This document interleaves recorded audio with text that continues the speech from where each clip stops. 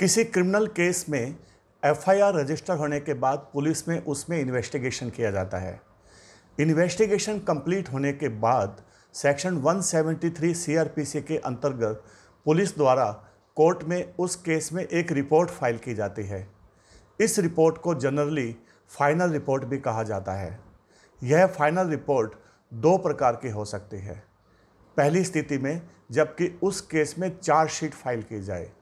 और दूसरी स्थिति में जबकि उस केस में एक क्लोजर रिपोर्ट फाइल की जाए।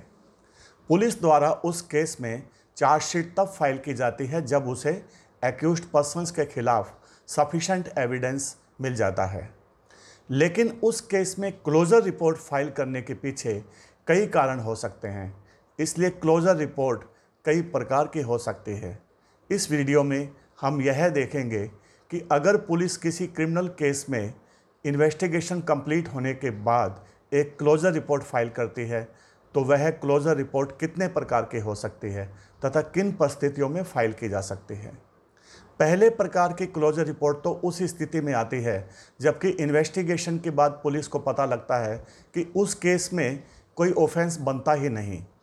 यानी कि उस केस में कोई अपराध हुआ ही नहीं। यह तब हो सकता है जब इन्वेस्टिगेशन के बाद पुलिस को यह पता चले कि वह तो एक सिविल डिस्प्यूट था तथा अपराध का मामला नहीं था, या फिर उस केस में कोई मिस्टेक ऑफ फैक्ट हुई है या फिर मिस्टेक ऑफ लॉ हुआ है, जैसे कि आईपीसी में जनरल एक्सेप्शंस में प्रोवाइड किया गया है। फॉर एग्जांपल, यदि पुलिस को ऐसा लगा कि जो अपराध हुआ है वह किसी 7 वर्ष से नीचे के बच्चे ने किया है तो उस स्थिति में कोई भी अपराध हुआ ऐसा नहीं माना जा सकता। उसी प्रकार से यदि अपराध राइट टू प्राइवेट डिफेंस में हुआ है तो भी उसे अपराध जनरली नहीं माना जाएगा। तो फिर इन परिस्थितियों में केस नॉट मेड आउट, इस आधार पर क्लोजर रिपोर्ट फाइल की जाती है।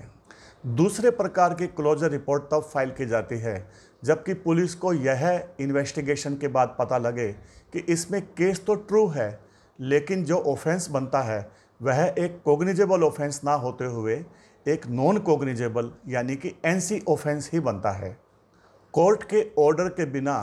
पुलिस को इन्वेस्टिगेशन करने की पावर सिर्फ कोग्निजेबल ऑफेंसेस में ही रहती है। एनसी ऑफेंसेस में पुलिस को बिना कोर्ट के आदेश के इन्वेस्टिगेशन करने की पावर नहीं होती। इसलिए यदि किसी केस में एफआईआर रजिस्टर करने के बाद तथा इन्वेस्टिगेशन के बाद पुलिस को यह लगता है कि इस केस में सिर्फ एनसी ऑफेंस बनता है तो इस स्थिति में पुलिस द्वारा case true but only NC offence made out, इस कैटेगरी में क्लोजर रिपोर्ट फाइल की जाएगी।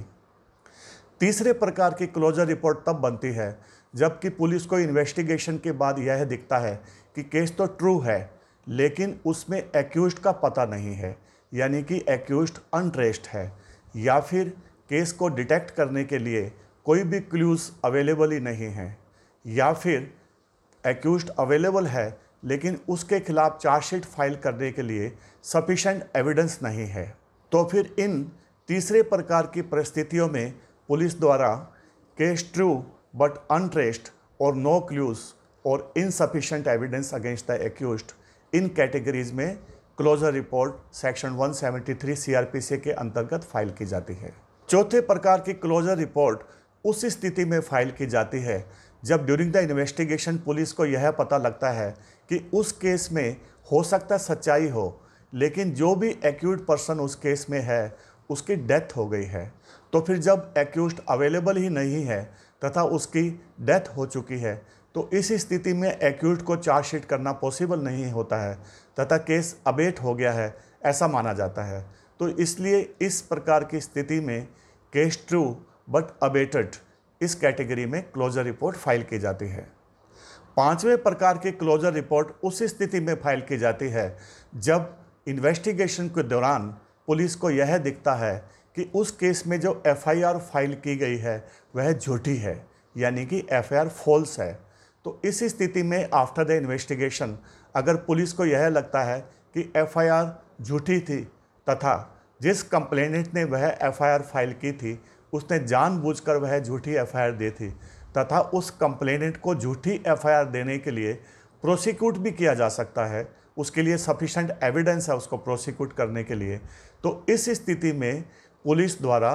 फॉल्स कंप्लेंट के आधार पर एक क्लोजर रिपोर्ट फाइल की जाती है तथा विद दिस रिकमेंडेशन कि जो कंप्लेनेंट है उसको झूठी एफआईआर देने के लिए प्रोसिक्यूट किया जाए, यानी कि केस फॉल्स है तथा इसमें कंप्लेनेंट को झूठी कंप्लेंट देने के लिए प्रोसिक्यूट किया जाए।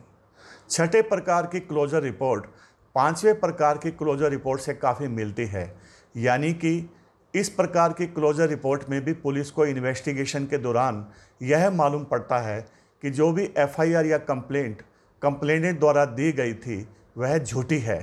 लेकिन पुलिस को यह दिखता है कि इस झूठी एफआईआर फाइल करने के लिए कंप्लेनेंट को प्रोसिक्यूट नहीं किया जा सकता क्योंकि उसके लिए सफिशेंट एविडेंस नहीं है, यानी कि इस बात को प्रूव करने के लिए कि कंप्लेनेंट ने जानबूझकर झूठी कंप्लेंट दी थी, इसके लिए सफिशेंट एविडेंस नहीं है। तो फिर इस प्रकार की स्थिति में पुलिस द्वारा case false but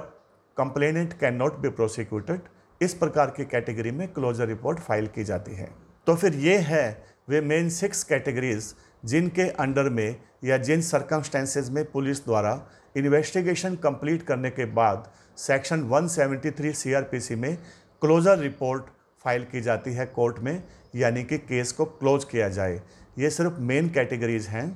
in categories के नाम अलग अलग स्टेट्स में अलग अलग हो सकते हैं। इन कैटेगरीज के नोमेनक्लेचर में थोड़ा बहुत फ़र्क हो सकता है, लेकिन जनरली स्पीकिंग, ब्रॉडली स्पीकिंग, इन 6 कैटेगरीज के अंतर्गत पुलिस द्वारा क्लोजर रिपोर्ट फाइल की जा सकती है।